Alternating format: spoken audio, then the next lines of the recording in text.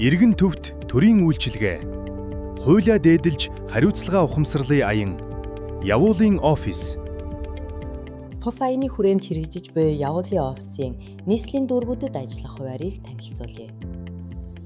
8 дугаар сарын 24-ний өдөр Даваа гараг, Баянгол дүүрэг, Өргөө кинотеатр. 8 дугаар сарын 25-ны өдөр Мегмар гараг, Баян зүрх дүүрэг, Улаастайн автобусны буудал. 8 дугаар сарын 26-ны өдөр Хяв гараг, Хан уул дүүрэг, Үлзий тороо.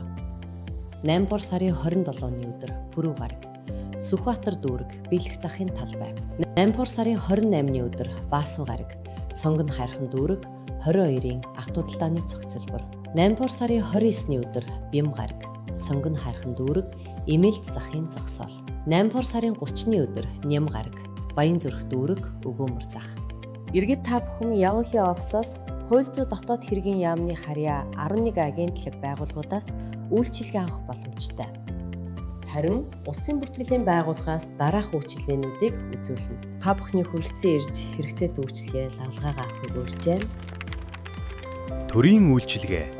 Иргэнд ойр.